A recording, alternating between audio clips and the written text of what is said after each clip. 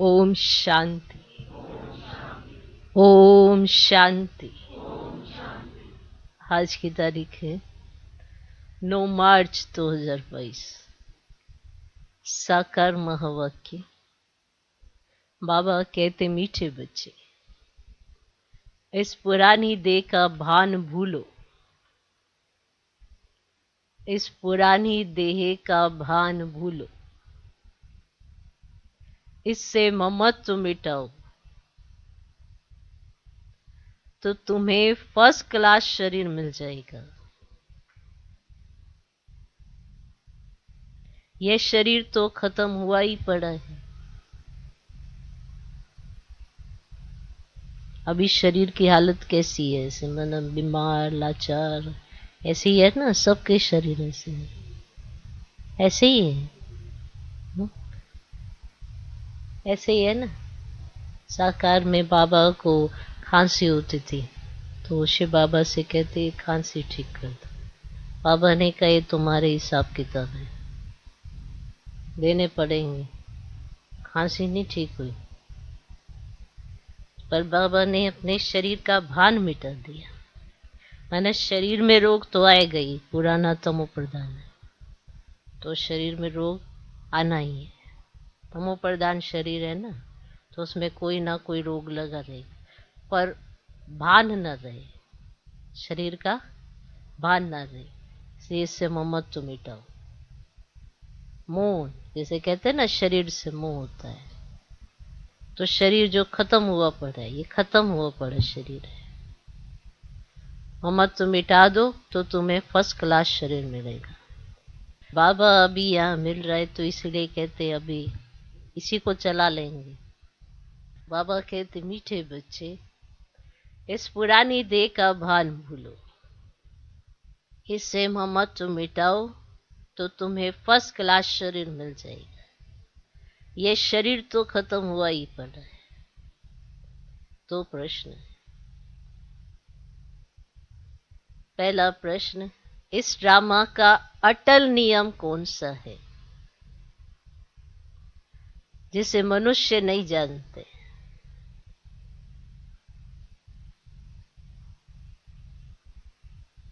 इस ड्रामा का अटल नियम कौन सा है जिसे मनुष्य नहीं जानते? उत्तर, जब ज्ञान है तो भक्ति नहीं, और जब भक्ति है तो ज्ञान नहीं।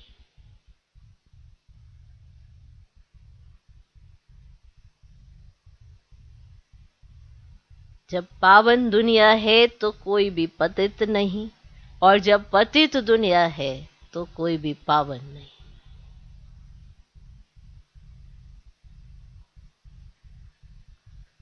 यह है ड्रामा का अटल नियम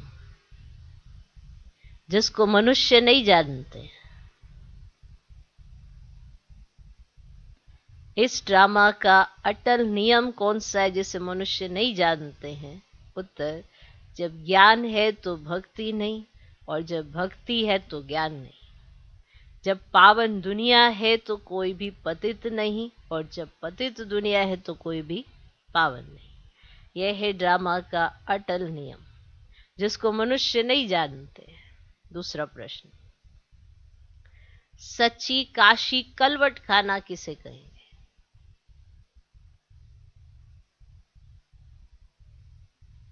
सच्ची काशी कलवट खाना किसे कहेंगे?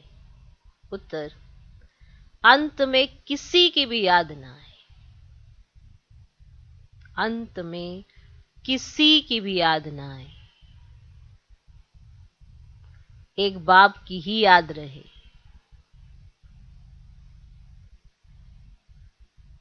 यह है सच्ची काशी कलवट खाना। काशी कलवट खाना अर्थात पास भी दो नर हो जाना, जिसमें जरा भी सजा न खानी पड़े।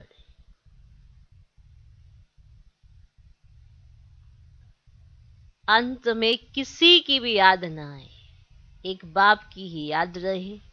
यह है सच्ची काशी कलवट खाना। काशी कलवट खाना अर्थात पास भी दो नर हो जाना, जिसमें जरा भी सजा न खानी पड़े। आज का गीत है, दर पर आए हैं कसम दे। ओम शांति।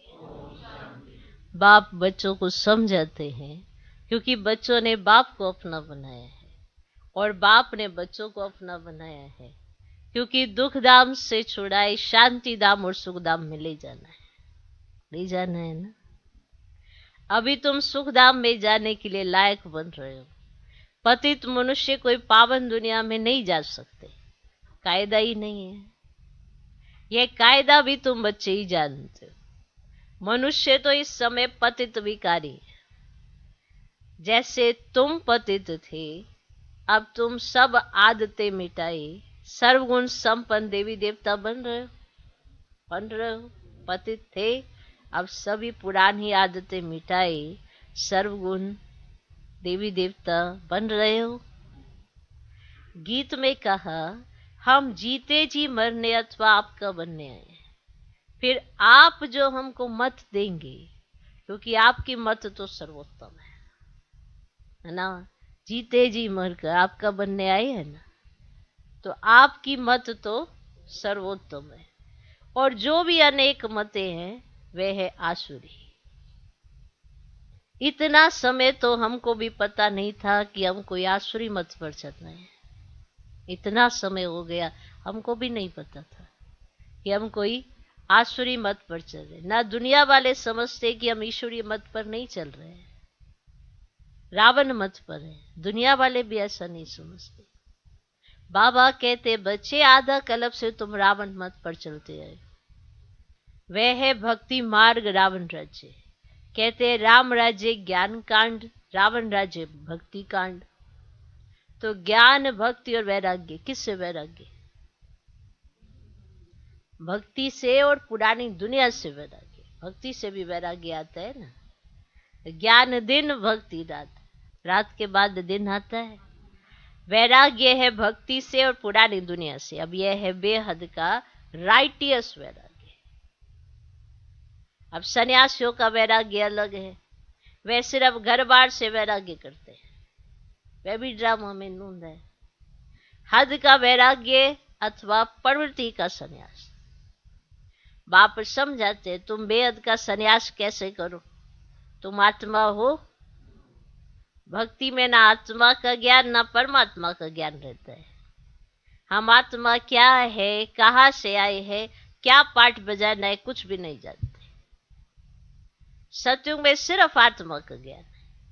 हम आत्मा एक शरीर छोड़ दूसरा लेते हैं और परमात्मा के ज्ञान की वहां दरकार ही नहीं, इसलिए परमात्मा को याद नहीं करते। और यह ड्रामा ऐसा बना हुआ है। अब बाप है नॉलेजफुल। सृष्टि चक्र के आदि मध्य अंत का नॉलेज बाप के पास ही है। तो बाप ने तुमको आत्मा परमात्मा का ज्ञान दिया है। तुम कोई से भी पूछो आत्मा का रूप क्या है, कहेंगे वह ज्योति स्वरूप है, परंतु वह चीज क्या है कुछ भी नहीं जानते। ज्योति स्वरूप तो कह देंगे, परंतु वो चीज क्या है कुछ नहीं जानते।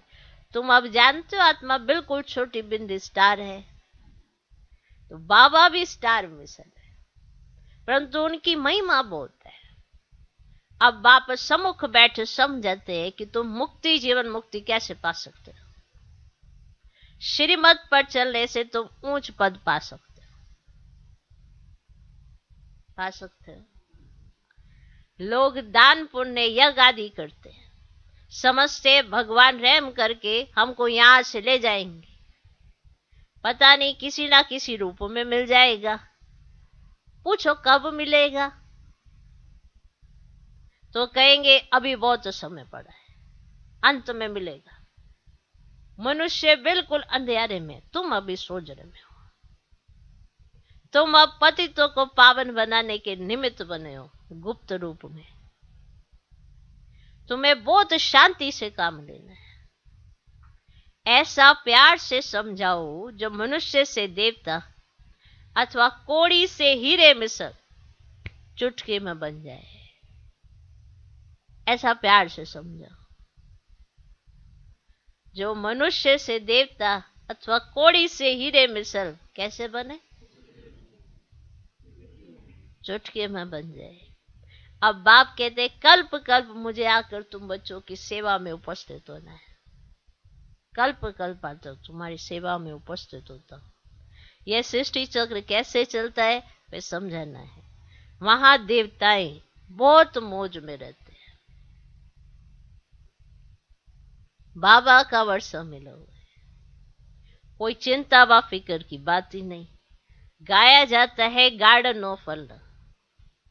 वहां हीरे ज्वारातों के महल थे, बहुत धनवान थे। इस समय बाबा तुमको बहुत धनवान बना रहे हैं ज्ञान रत्नों से। वैल्यू किसकी है? ज्ञान रत्नों। फिर तुमको शरीर भी फर्स्ट क्लास मिलेगा। अब बाबा कहते हैं दे अभिमान छोड़ दे ही अभिमानी बनो।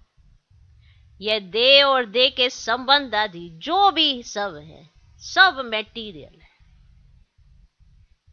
तुम अपने को आत्मा निश्चय करो। 84 जन्मों का ज्ञान बुद्धि में। अब नाटक पूरा होता है, अब चलो अपने घर। अब चलो अपने घर। बुद्धि में यही रहे कि सब अब बस अब इस मेटीरियल को छोड़ा कि छोड़ा। जैसे मेटीरियलिस्टिक है ना सब कुछ, अब बस ये मेटीरियल को छोड़ा कि छोड़ा। तब तो बुद्धि योग बाप के साथ रहे और विकर्म विनाश हो।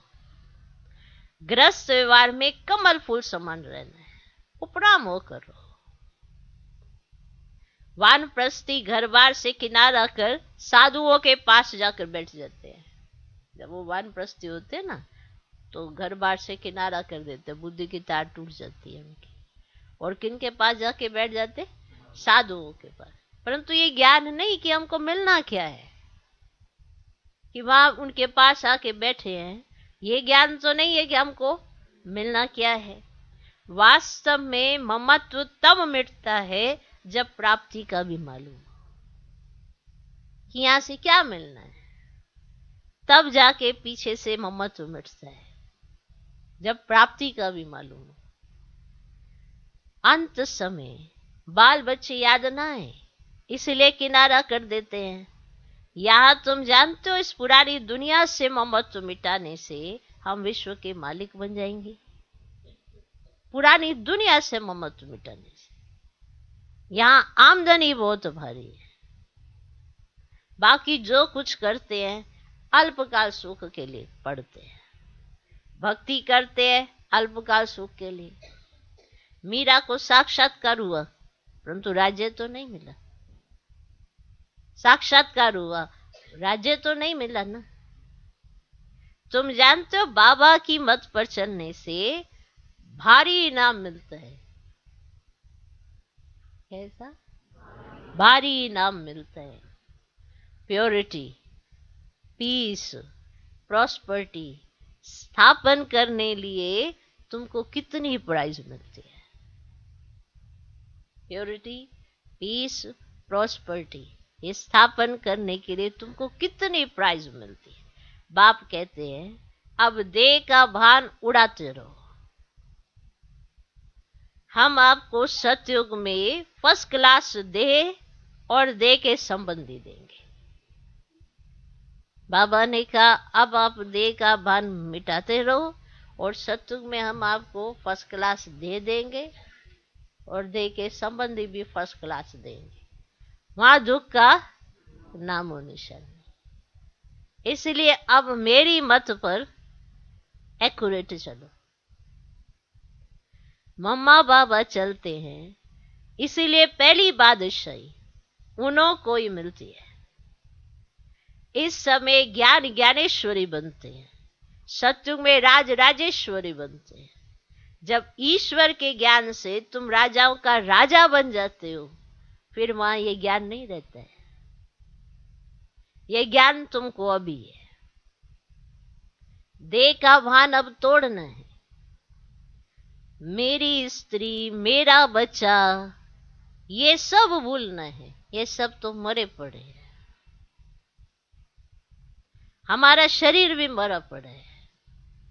मरा पड़ा है ना शरीर, कैसी हालत है देखो, कैसे है, मरा ही पड़ा है, शरीर मरा पड़ा है। हमको तो बाबा के पास जाना है, हम तो बाप के पास जाना है।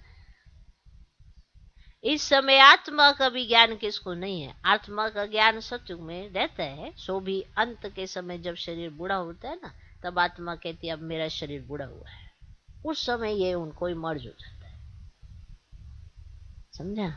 ऐसे नहीं कि वो ये समझते मैं आत्मा श्री नारायण हूं, मैं आत्मा श्री लक्ष्मी, ऐसा ज्ञान नहीं रहता है। पर जब शरीर बूढ़ा होता है तो ये संकल्प उनको मर्ज हो जाता है। जैसे अभी भी वानप्रस्थी होते तो उनको मर्ज हो जाता है ना, किनारा करना, ये मर्ज हो जाता है। पहले क्यों नहीं मर्ज हुआ? तो ये थोड़ा ये प्रोसेस नेचुरल होते हैं। तो इसलिए उस समय भी सतयुग में क्या होगा, जब शरीर बूढ़ा होगा तो ये पॉइंट इमर्ज हो जाएगा। ऐसे नहीं कि मैं आत्मा लक्ष्मी बन गई, मैं आत्मा नारायण बन गई, ये ज्ञान नहीं रहता ना। वो अपने को देह समझते हैं ना, देहधारियों की तरफ देखते हैं, न्यारे रहते हैं ना। तो आत्मा का ज्ञान सतयुग में रहता है। सो भी अंत के समय जब शरीर बूढ़ा होता है तब आत्मा कहती है अब मेरा शरीर बूढ़ा हुआ है, अब मुझे नया लेना है। पहले तुमको मुक्तिधाम जाना है। सतयुग में ऐसे नहीं कहेंगे कि घर जाना है, नहीं, घर लौटने का समय अब है, अब लौटने का समय है ना। घर यहां सम्मुख कितना ठोक ठोक कर तुम्हारी बुद्धि में बिठाते हैं, क्या करते हैं, ठोक ठोक कर तुम्हारी बुद्धि में बिठाते हैं। सम्मुख जब सुनते हो, सम्मुख सुनने और मुरली पढ़ने में, मैंने ऐसे मुरली पहुंची सभी बच्चों के पास जो बाबा ने सुनाई, जब सम्मुख सुनाई तो उसका भाव तो बाबा का स्पष्ट सामने से हाव भाव सब दिखाई देता है। और जब मुरली पढ़ते हैं जो प्रिंट होके सबके पास पहुंचते हैं, इसमें रात दिन का फर्क है ना, फर्क है। सम्मुख सुनने और मुरली पढ़ने में रात दिन का फर्क है। आत्मा को अब पहचान मिली है, उसको ज्ञान के चक्षु कहा जाता है। कितनी विशाल बुद्धि चाहिए, छोटी स्टार मिसल आत्मा में कितना पार्ट भरा हुआ है। अब बाबा के पिछाड़ी हम भी भागेंगे, अब बाबा के पिछाड़ी हम भी भागेंगे। शरीर तो सबके खत्म होने हैं, वर्ल्ड की हिस्ट्री ज्योग्राफी को फिर रिपीट होना है, घर बार को छोड़ना नहीं है, सिर्फ ममत्व मिटाना है और पवित्र बनना है।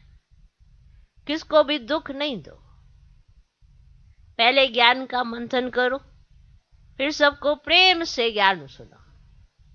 शिव बाबा तो विचार सागर मंथन नहीं करते, ये करते बच्चों के लिए। ब्रह्मा बाबा मंथन करते, जो शिव बाबा सुनाते हैं ना, उस पर ब्रह्मा बाबा मंथन करते, किन के लिए? बच्चों के लिए। फिर भी ऐसे समझो कि शिव बाबा समझाते हैं, माना समझने में हमेशा ऐसे समझो कि शिव बाबा समझाते हैं। इनको यह नहीं रहता कि मैं सुनाता हूं, ब्रह्मा बाबा ऐसे कभी नहीं मर्ज करते कि मैं सुनाता हूं, शिव बाबा सुनाते हैं। इसे निरंकारीपना कहा जाता है। याद एक शिव बाबा को करना है, बाप जो विचार सागर मंथन करते हैं वह सुनाते हैं। कौन मंथन करते हैं? ब्रह्मा बाबा। शिव बाबा मंथन नहीं करते हैं, अब इनके पास अनुभव है ना अपने जन्म के, तो उसके आधार पर ये क्या करते हैं? मंथन करते हैं। बाबा ने थोड़ा जन्म लिया जो मंथन करे, वो तो आके ज्ञान सुनाते हैं। याद एक शिव बाबा को करना है, बाप जो विचार सागर मंथन करते वे सुनाते हैं। अभी बच्चे भी फॉलो करें, जितना हो सके अपने साथ बातें करते रहो। रात्रि को जाग कर भी ख्याल करना चाहिए, सोए हुए नहीं, उठ कर बैठना चाहिए। ऐसे कई कहेंगे कि हम तो लेटे लेटे विचार सागर मंथन कर रहे, नहीं, अगर लेटे होंगे तो नींद आ जाएगी, तो थोड़ा विचार सागर मंथन हो, जाग कर उठ कर बैठ कर करना चाहिए। हम आत्मा कितनी छोटी बिल्ली है, बाबा ने कितना ज्ञान समझाया है। कमाल है सुख देने वाले बाप की। बाप कहते नींद को जीतने वाले बच्चे और सभी देह सहित देह के मित्र संबंधियों आदि को भूलना है। ये सब कुछ खत्म होना है। हमको बाबा से ही वर्षा लेना है और सबसे ममत्व मिटाकर ग्रस्त व्यवहार में रहते पवित्र रहना है। शरीर छूटे तो कोई भी आसक्ति ना रहे। तो जब हमारा शरीर छूटे तो कोई आसक्ति ना रहे। अब सच्चा सच्चा काशी कलवट भी खाना है। खुद काशीनाथ शिव बाबा कहते हैं हम तुम सबको लेने आए हैं। काशी कलवट अब खाना ही पड़ेगा। नेचुरल कैलेमिटीज भी अभी आने वाली है। उस समय तुमको भी याद में रहना है। वह भी याद में रहे। कुएं में कूदते हैं ना, वो जो काशी कलवट खाते हैं, कुआं बनना है, कूदते हैं ना, परंतु कुएं में कूदने से कुछ होता नहीं है। यहां तो तुमको ऐसा बनना है जो सजा ना खानी पड़े। ऐसा बनना है तुमको जो सजा ना खानी पड़े, नहीं तो इतना पद पा नहीं सकेंगे। बाबा की याद से भी कर्म विनाश होते। साथ साथ ये ज्ञान है कि हम फिर 84 का चक्र लगाएंगे। इस नॉलेज को धारण करने से हम चक्रवर्ती राजा बनेंगे। कोई भी कर्म नहीं करना है। कुछ भी पूछना हो तो बाबा से राय पूछ सकते हो। सर्जन तो मैं एक ही हूं ना। चाहे सम्मुख पूछो, चाहे चिट्ठी में पूछो, बाबा रास्ता बताएंगे। बाबा कितना छोटा स्टार है और महिमा कितनी भारी है। कर्तव्य किया है तभी तो महिमा गाते हैं। ईश्वर इस सबके सदगति दाता है। इनको भी ज्ञान देने वाला वे परम पिता परमात्मा ज्ञान का सागर है। बाबा कहते हैं बच्चे एक बाबा को याद करो और अति मीठा बनना है। शिव बाबा कितना मीठा है। प्यार से सबको समझाते रहते हैं। बाबा प्यार का सागर है तो जरूर प्यार ही करेंगे। बाबा प्यार का सागर है ना, तो जरूर प्यार ही करेंगे। बाप कहते हैं मीठे मीठे बच्चे, किसको भी मनसा वाचा कर्मना दुख नहीं दो। किसको भी मनसा वाचा कर्मना दुख नहीं दो। भल तुमसे किसकी दुश्मनी हो, दुश्मन भी हो जाते हैं ना। जहां दोस्त हो जाते दुश्मन भी हो जाते हैं। आपस में जलसी ईर्ष्या द्वेष के कारण भी दुश्मनी हो जाती है। भल तुमसे किसकी दुश्मनी हो तो भी तुम्हारी बुद्धि में दुख देने का ख्याल ना है। तुम्हारी बुद्धि में दुख देने का ख्याल ना है। सबको सुख की बात बतानी है। अंदर किसके लिए बुखार नहीं रखना है ना। बुखार हो जाता है ना अंदर किसी की बुराइयां रख के ये इसके साथ मेरी दुश्मनी है। अब दुश्मनी में क्या होता है, क्रोध आता है। दोस्ती में प्यार आता है। तो जब दुश्मनी हो जाती है तो क्रोध आता है और क्रोध में भी बुखार हो जाता है। तो अंदर किसके लिए बुखार नहीं, माना दिल मैला नहीं करना है, बुखार नहीं रखना है। अब देखो वह शंकराचार्य आदि को कितने बड़े बड़े चांदी के सिंहासन पर बिठाते हैं ना। चांदी का सिंहासन बनाते हैं उनके लिए, बनाते। शंकराचार्य को बिठाने के लिए बड़े बड़े चांदी का सिंहासन बनाते हैं। यहाँ शिव बाबा जो तुमको कोड़ी से हीरे जैसा बनाते हैं, उनका तो हीरे का सिंहासन होना चाहिए। माना वो चांदी का बनाते तो तुमको तो हीरे का बनाना चाहिए ना, क्योंकि वो तो तुमको ही कोड़ी से हीरे जैसा बना देते हैं। तो तुम्हें तो उनके लिए हीरे का सिंहासन बनाना चाहिए। परंतु शिव बाबा कहते हैं मैं पतित शरीर और पतित दुनिया में आता हूं। देखो बाबा ने कुर्सी कैसी ली है।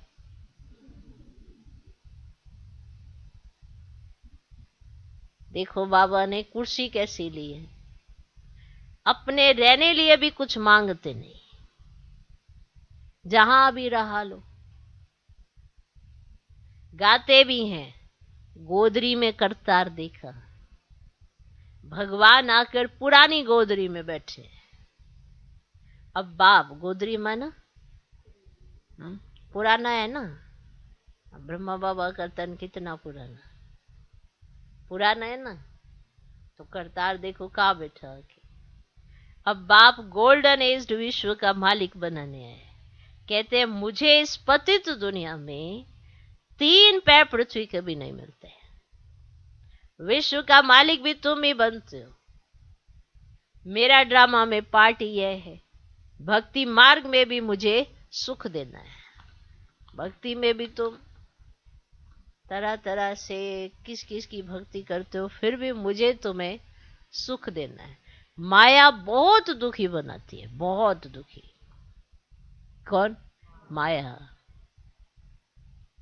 बाप दुख से लिबरेट कर शांति धाम और सुख धाम में ले जाते हैं। इस खेल को ही कोई नहीं जानते। इस समय एक है भक्ति का पंप और दूसरा है माया का पंप। साइंस से देखो क्या क्या बना दिया है। मनुष्य समझते हम स्वर्ग में बैठे हैं, बाप कहते हैं ये साइंस का पंप है, ये सब गए कि गए, ये इतने सब बड़े बड़े मकान आदि सब गिरेंगे, फिर ये साइंस सत्युग में तुमको सुख के दाम में आएगी। इस साइंस से ही विनाश होगा, फिर इसी से ही बहुत सुख भोगेंगे। यह खेल है। तुम बच्चों को बहुत बहुत मीठा बनना है। मम्मा बाबा कभी किसको दुख नहीं देते हैं, समझाते रहते हैं बच्चे कभी आपस में लड़ो झगड़ो नहीं। कहां भी मात पिता की पत माना इज्जत नहीं गंवाना। इस मैटीरियल जिस्मानी देह से ममत्व मिटाओ। एक बाबा को याद करो, ये सब कुछ खत्म होने की चीज है, सब कुछ खत्म होने की चीज है। अब हमको वापस जाना है, अब हमको वापस जाना है। बाबा को सर्विस में मदद करनी है। सच्चे सच्चे सैल्वेशन आर्मी तुम हो, खुदाई खिदमतगार। विश्व का बेड़ा जो डूबा हुआ है उनको तुम पार लगाते हो। तुम जानते हो ये चक्र कैसे फिरता है। सवेरे 3-4 बजे उठकर बैठ चिंतन करो तो बहुत खुशी रहेगी और पक्के हो जाएंगे। खुशी भी रहेगी आपको और पक्के भी हो जाएंगे। रिवाइज नहीं करेंगे तो माया भुला देगी, माया भुला देगी। मंथन करो आज बाबा ने क्या समझाया। एकांत में बैठ विचार सागर मंथन करना चाहिए। यहां भी एकांत अच्छी है ना, अच्छी। अच्छा, मीठे मीठे सिकिलधे बच्चों प्रति माता पिता बाप दादा का याद प्यारो गुड मॉर्निंग। रूहानी बाप की रूहानी बच्चों को नमस्ते।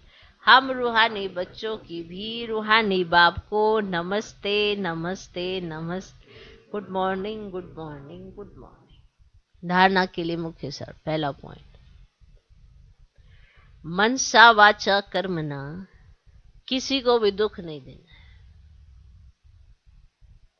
मनसा वाचा कर्मना किसी को भी दुख नहीं देना है। किसी की बात दिल में नहीं रखनी है। किसी की बात दिल में नहीं रखनी है।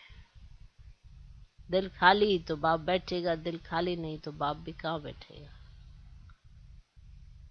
किसी की बात दिल में नहीं रखनी है। बाप समान प्यार का सागर बनना है। बाप समान प्यार का सागर बनना है। दूसरा पॉइंट, एकांत में बैठ विचार सागर मंथन करना है। एकांत में बैठ विचार सागर मंथन करना है। मंथन कर फिर प्रेम से समझाना है।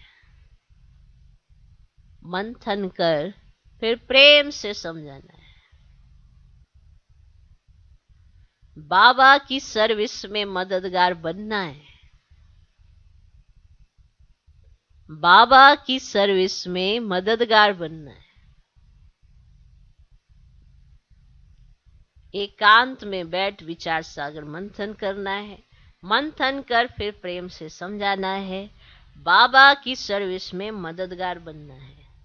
आज का वरदान, अपने चेहरे और चलन से रूहानी रॉयल्टी का अनुभव कराने वाले संपूर्ण पवित्र भव। अपने चेहरे और चलन से रूहानी रॉयल्टी का अनुभव कराने वाले संपूर्ण पवित्र भव। रूहानी रॉयल्टी का फाउंडेशन संपूर्ण पवित्रता है।